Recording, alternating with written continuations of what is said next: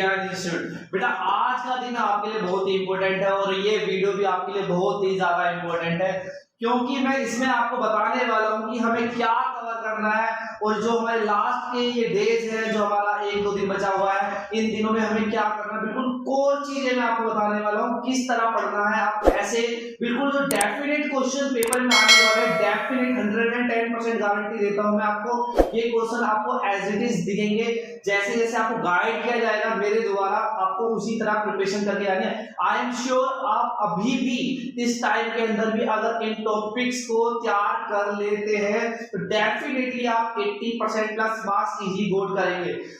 ठीक है, तो मैं सबसे पहले स्टार्ट करता हूं चैप्टर फर्स्ट की, जिसका नाम है नॉन प्रॉफिट ऑर्गेनाइजेशन। सबसे पहले बेटा नॉन प्रॉफिट ऑर्गेनाइजेशन की बात करते हैं। तो चैप्टर फर्स्ट है हमारा, जिसका नाम है नॉन प्रॉफिट ऑर्गेनाइजेशन। इसके अंदर हम जानते हैं बेटा, जो इसकी वेटेज है, इसकी वेटेज जो है 10 मार्क्स की है। इसे 3 क्वेश्चन आने वाले, एक 2 मार्क्स का, एक 3 मार्क्स का और एक 5 मार्क्स का।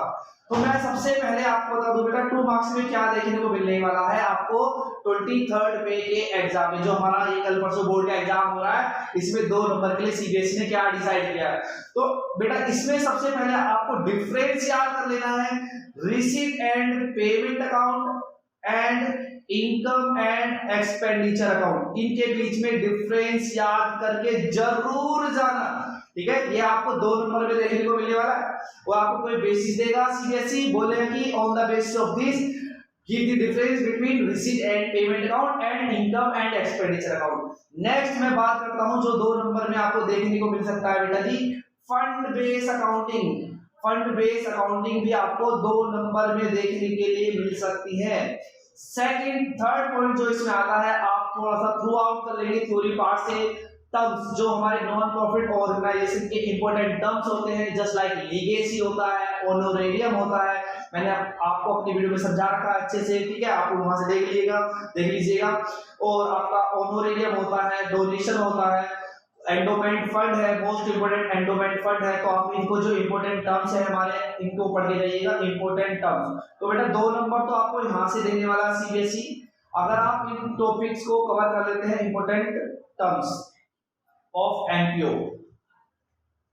ठीक है, इनको कवर कर लेते हैं तो 2 नंबर का क्वेश्चन आपको सीबीएसई यहां से देने वाला, तो इनको अच्छे से याद कर लीजिए। आई एम श्योर आप इजीली, ज्यादा टाइम नहीं लेगा, लेकिन आप सिक्योर 8 मार्क्स, ये 3 काम कर लीजिए, आपके 2 नंबर फिक्स हो जाते हैं।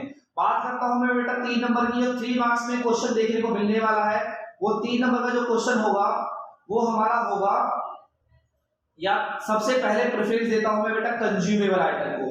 कंज्यूमेबल आइटम का क्वेश्चन 110% आने वाला है। जैसा कि आपने सीबीएसई का सैंपल पेपर देखा, उसमें भी 3 मार्क्स में कंज्यूमेबल आइटम का क्वेश्चन डाला था सीबीएसई ने। तो consumable item most important topic है, बहुत ही ज्यादा इंटरेस्टिंग भी है, इसमें मेडिसिन, स्टेशनरी और स्पोर्ट मटेरियल के बारे में मैंने पढ़ाया है, बहुत ही अच्छे से एग्जांपल दिया है आपको, मैगी का एग्जांपल, तो आप जरूर पढ़िएगा। आपकी ये जो हमारे पास कुछ टाइम बचा हुआ है, लगभग हमारे पास 1-1.5 दिन बचा हुआ है, इसमें भी हम कवर कर सकते हैं। कंज्यूमेबल आइटम कर लीजिए और अपने 3 मार्क्स यहां से सिक्योर कर लीजिए। मैं बात करता हूं नेक्स्ट टॉपिक की, इसमें जो कि है आपका सब्सक्रिप्शन, कैलकुलेशन ऑफ सब्सक्रिप्शन, और उसका अकाउंट जो है वही बना के देख लेना। तो आपको बेटा यहाँ पर 5 मार्क्स की श्योरिटी हो जाती है मेरे द्वारा, ये आपका नॉन प्रॉफिट ऑर्गेनाइजेशन से आपको देखने को मिलने वाला। और लास्ट का 5 मार्क्स की बात करता हूँ, जो 5 मार्क्स में 2 ही प्रोबेबिलिटी है, या तो बेटा जी आपको बनाना होगा एक income and expenditure account with the help of receipt and payment account. अगर केवल इनकम एंड एक्सपेंडिचर अकाउंट बनाने के लिए आता है तो यहाँ पर एडजस्टमेंट लगभग 3 से 4 होने वाली है। अदरवाइज तीनों चीज बनाने के लिए आती है, it means income and expenditure account, opening balance sheet and closing balance sheet. बेटा क्वेश्चन का लेवल थोड़ा हल्का होने वाला है, ये हमारे लिए बहुत ही एक पॉजिटिव बात है।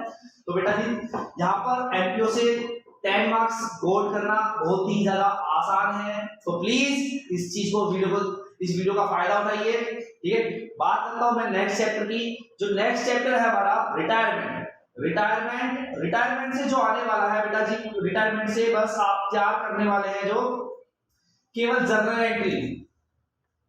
एक तो रिवैल्यूएशन अकाउंट बनाने के लिए आ सकता है छोटा सा, जो कि 3 मार्क्स में, 3 मार्क्स में आपको यहां से रिवैल्यूएशन अकाउंट बनाने के लिए पूछा जा सकता है, रिवैल्यूएशन अकाउंट।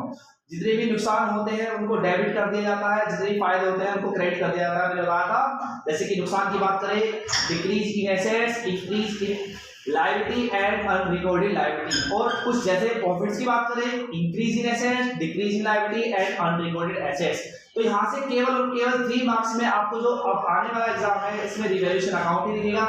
बात करें इससे जो सेकंड चीज डाल सकता है सीबीएसई, वो जर्नल एंट्रीज। बेटा जर्नल एंट्रीज को जरूर करके जाइएगा, journal entries related to revaluation account. इससे रिलेटेड मेरे पास एक ट्रिक है, इसी वीडियो में समझा देता हूं, ठीक है। देखते हैं ध्यान से फटाफट जल्दी से।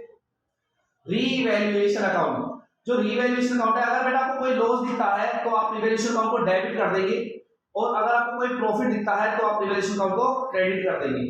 तो देखिए ध्यान से कितनी इजी एंट्री हो चुकी है। और एक जनरल एंट्री में रिवैल्यूएशन जरूर आता है, या डेबिट होगा या क्रेडिट होगा। एंट्री में दो चीज होती है, डेबिट एक क्रेडिट। तो यहाँ पे आपको रिवैल्यूएशन जरूर दिखने वाला है। जस्ट लाइक फर्नीचर की वैल्यू रिड्यूस हो जाती है, फर्नीचर की वैल्यू रिड्यूस होती है तो हमारा नुकसान है, रिवैल्यूएशन अकाउंट डेबिट होगा, revaluation account debit to furniture. Clear है। सेकंड बात करते हैं, बिल्डिंग की वैल्यू एप्रिशिएट हो जाती है, बिल्डिंग एप्रिशिएट हो जाता है तो वैल्यू बढ़ जाती है, फायदा हो जाता है हमारा, ये फायदा है। तो रिवैल्यूएशन अकाउंट क्या होगा, क्रेडिट होगा। तो रिवैल्यूएशन अकाउंट क्रेडिट होगा तो डेबिट क्या होगा, बिल्डिंग, जिसकी वजह से होगा building account debit to revaluation. ठीक है। अगर कोई क्रेडिटर्स को हमें पैसे नहीं देने हैं, a creditor were not like to be claim, तो क्रेडिटर को पैसे देने से फायदा हो गया, तो रिवैल्यूएशन अकाउंट को हमें क्रेडिट करना है, creditors account debit to revaluation. तो इसमें आपको समझ में आ गया होगा कि मैं क्या कहना चाहता हूं। तो बेटा जी यहाँ से रिटायरमेंट से इतना ही आ रहा है, इससे ज्यादा क्वेश्चन मत करना प्लीज। बात करते हैं डेथ में, यहाँ से 3 नंबर सिक्योर हो जाते हैं आपके। जो डेथ चैप्टर है हमारा, डेथ ऑफ पार्टनर, जैसे मैंने बताया था कि 4 कंधों कर लेगा ना, ये बहुत ही छोटा सा चैप्टर है। इसमें आपको क्या करना है, P&L सस्पेंस की कैलकुलेशन सीखनी है आपको सही से, जो कि मैंने आपको 2 तरीके से सिखा रखी है अपनी वीडियो में। अगर आपने नहीं देखी तो प्लीज एक बार जरूर देख लेना। टाइम बेसिस, एक तो होता है हमारा टाइम बेसिस, एक होता है सेल्स बेसिस। सेल्स बेसिस में टाइम को इग्नोर किया जाता है, इनको जरूर याद करके जाइएगा। सेल्स बेसिस यहाँ पे ज्यादा इंपॉर्टेंट है कंपैरिजन टू टाइम बेसिस। तो बेटा जी जो यहाँ से बनता है, ये भी 3 नंबर का एक क्वेश्चन बनता है, calculation of profit and loss suspense account, और उसकी general entry profit and loss suspense account debit to deceased partner. Clear है। अगर लॉस होता है तो एंट्री रिवर्स हो जाती है, दूसरी बात। तीसरी बात, अगर हमें new profit sharing ratio given होता है, ठीक है, डेथ के केस में, तो एंट्री ये वाली हमारी गेनिंग टू सैक्रिफाइस हो जाती है। इन चीजों को ध्यान रखना है। सेकंड बात करता हूं मैं, जो इससे क्वेश्चन आ सकता है बेटा, वो आ सकता है गुडविल की, goodwill premium calculation, goodwill premium. तो बेटा जी यही है डेथ चैप्टर में, इससे ज्यादा बिल्कुल भी आपको कुछ नहीं करना, यही आने वाला है कल के पेपर में, जो भी आपका 23 मई का एग्जाम है। प्लीज हम्बल रिक्वेस्ट है, इनको जरूर करके जाइएगा। आप फिर बोलेंगे सर ने जो कहा था वही आ गया, इससे पहले बेटर है आप जो कहा जा रहा, लिमिटेड चीज बता रहा हूं आपको, यही आने वाले पेपर में। नेक्स्ट बात करता हूं रिटायरमेंट के बाद, रिटायरमेंट की बात हो गई, डेथ की बात हो गई, डिसोल्यूशन की बात करते हैं। डिसोल्यूशन में आप जो करेंगे, डिसोल्यूशन में आप जो ज्यादा प्रेफरेंस देंगे, डिसोल्यूशन ऑफ पार्टनरशिप, इसमें तो एक डिफरेंस याद कर लीजिए, 2 नंबर में देखने के लिए मिल सकता है आपको। डिफरेंस कौन कौन से हैं, वो डिफरेंस बिटवीन, एक तो आपका होता है बेटा private debt, difference between private debt आपकी बुक में अवेलेबल है, and firm debt. Second difference की बात करता हूं मैं, तो बेटा dissolution of partnership firm and dissolution of partnership. Clear है। ये डिफरेंस भी बहुत ही इंपॉर्टेंट है, 2 नंबर का क्वेश्चन यहां से सीबीएसई देने वाला है आपको एग्जाम में डेफिनेटली। बात करते हैं, इससे एक जो क्वेश्चन आ सकता है 5 मार्क्स में, प्रोबेबिलिटी है 5 मार्क्स में, प्रोबेबिलिटी है बेटा जर्नल एंट्री आने की। जर्नल एंट्री आने वाली है रिलेटेड टू डिसोल्यूशन, रिलायंस अकाउंट से रिलेटेड, पार्टनर कैपिटल अकाउंट से रिलेटेड, सभी से, मतलब ओवरऑल जितनी जर्नल एंट्रीज हैं इस चैप्टर से रिलेटेड, तो जर्नल एंट्री जरूर तैयार करके जाइएगा। जर्नल एंट्रीज, जनरल एंट्रीज का क्वेश्चन जो होगा एक 5 मार्क्स का आने वाला है यहाँ से। इसके साथ और में डाल देता हूं मैं बेटा, तीनों चीज बनाने के लिए, रियलाइजेशन अकाउंट बनाने के लिए आ सकता है, या फिर रियलाइजेशन अकाउंट ही आएगा 5 मार्क्स के लिए, अच्छे लेवल तक तैयार कर जाइएगा। और में है ये मतलब 5 और 2 मार्क्स यहाँ से कहीं ना कहीं आपको देखने मिल गए, मतलब डिसोल्यूशन चैप्टर भी एक अच्छी वेटेज लेके बैठा हुआ है। बात करते हैं बेटा डिसोल्यूशन के बाद हमारी आती है हमारी सेकंड बुक, जो कि हमारा है issue of debenture. Issue of debenture की बात करें, chapter issue of debenture, chapter issue of debenture से क्या आने वाला है बेटा जी? सबसे पहले मैं आपको 110% गारंटी देता हूं मेरे बच्चे, 3 नंबर का कल आपको ये पेपर में क्वेश्चन दिखने वाला है टर्म्स वाला। Terms of issue and redemption of debenture, terms of issue and redemption of debenture, most important topic है इस चैप्टर का। आपको याद होगा कि 6 टर्म्स है हमारी, par, premium, premium par, discount premium, discount par, like this. तो इस तरह की 6 कंडीशंस है, आपको ध्यान रखना है। इसमें आपको एक चीज ध्यान रखनी होती है कि जो डिवेंचर है वो कभी भी डिवेंचर पार पे इशू किया जा सकता है, प्रीमियम पे इशू किया जा सकता है और आपको डिस्काउंट पे इशू किया जा सकता है, लेकिन रिडेम्पशन में डिस्काउंट नहीं होगा, ये ध्यान रखना। रिडेम्पशन कभी भी डिस्काउंट पे नहीं होगा। क्लियर है। बात करते हैं इससे सेकंड पॉइंट की, जो 2 नंबर के लिए आपको देखने को मिल सकता है, collateral security. Collateral security with general theory part से भी स्ट्रांग है और जनरल एंट्री के हिसाब से भी, तो बैलेंस शीट के प्रेजेंटेशन है इसकी।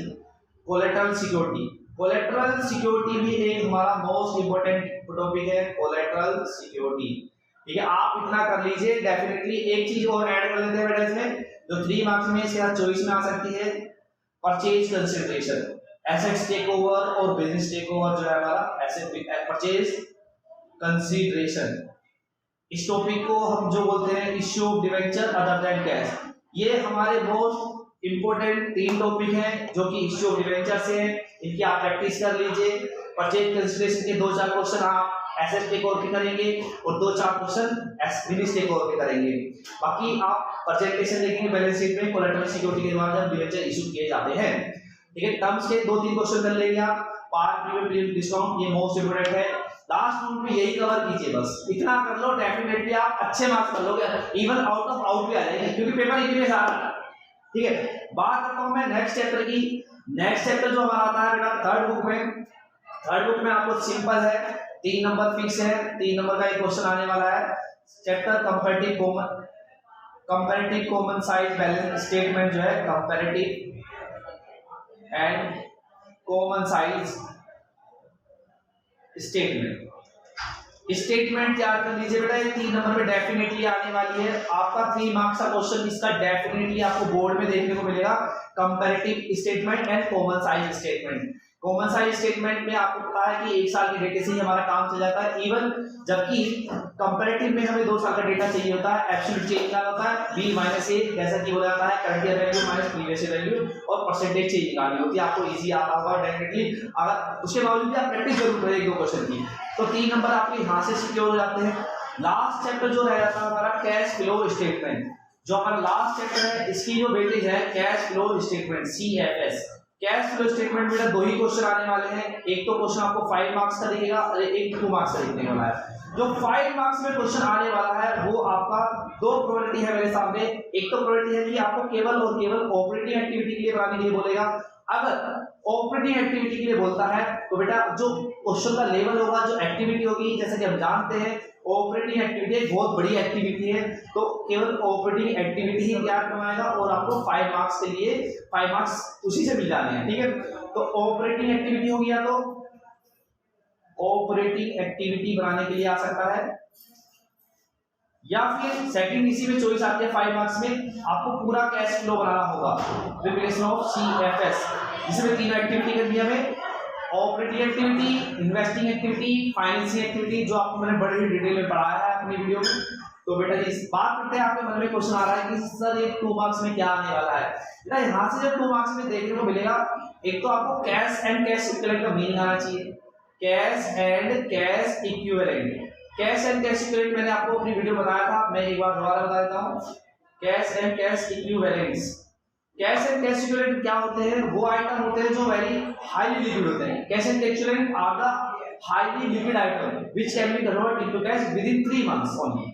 लाइक कैश होता है, बैंक होता है, ड्राफ्ट होता है, चेक होता है और ETC और मार्केटेबल सिक्योरिटी होती है। विद एग्जांपल पूछेगा और इसके वो आपको 2 नंबर देने वाला है, give the meaning of cash and cash equivalent with example. तो इसे आप ढंग से पढ़ के जाइएगा, 2 नंबर में ये क्वेश्चन डेफिनेटली आने वाला है आपका एग्जाम में। सेकंड, अगर बात करूं इसके अलावा और में, तो 2 नंबर में और सीबीएसई क्या दे सकता है, एक क्वेश्चन और होता है जो हमारा इनफ्लो आउटफ्लो या फिर नो फ्लो पूछता है ना, कि इनफ्लो होगा, आउटफ्लो होगा या फिर नो फ्लो होगा।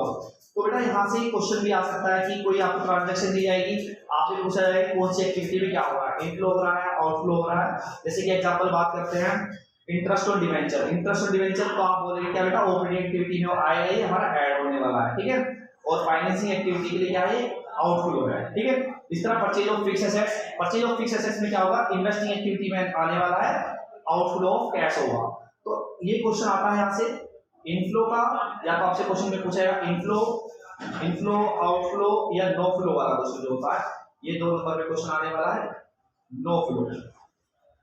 नो फ्लो के लिए मैं आपको इजी ट्रिक देता हूं। नो फ्लो का पहचानने का तरीका बेटा ये है, अगर ट्रांजैक्शन कभी भी कैश एंड कैश इक्विवेलेंट के बीच में हो रही है, ठीक है, तो बेटा उसमें नो फ्लो आएगा डेफिनेटली। जैसे कि मैंने मान लीजिए कि कोई अमाउंट अपनी इस जेब से निकाला और इस जेब में डाल दिया, तो बेटा क्या मेरे पास पैसा आया, नहीं। क्या मेरा पैसा गया, नहीं। तो बेटा ये कैश एंड कैश इक्विवेलेंट का एग्जांपल हुआ, ठीक है। इसी तरह मैंने बैंक में पैसे जमा किए तो भी नो फ्लो होगा, ना तो पैसा आया ना गया, क्योंकि बैंक भी मेरा है और अमाउंट जो है वो भी मेरा है। इस तरह मैंने बैंक से पैसे निकाला तो भी इसका नो फ्लो होगा। इट मींस ओवरऑल मैं ये कहना चाहता हूं आपसे कि अगर ट्रांजैक्शन आपको दिखती है कैश एंड कैश इक्विवेलेंट के बीच में, तो उसका आंसर नो फ्लो होगा। आई होप आपको मैं सारी चीजें समझा चुका हूं। तो बेटा इन सभी चीजों को ध्यान रखना, आई एम श्योर आप बहुत अच्छा स्कोर करेंगे। जैसे जैसे आपको गाइड किया गया है उसी तरीके से आप पढ़ेंगे और सभी चीज के कंटेंट को तैयार कीजिए। जो भी चीजें मैंने आपको बताई है एटलीस्ट 2 to 3 क्वेश्चन करेंगे और कॉन्सेप्ट को रिवाइज जरूर कीजिएगा। Thank you, all the best for your exam.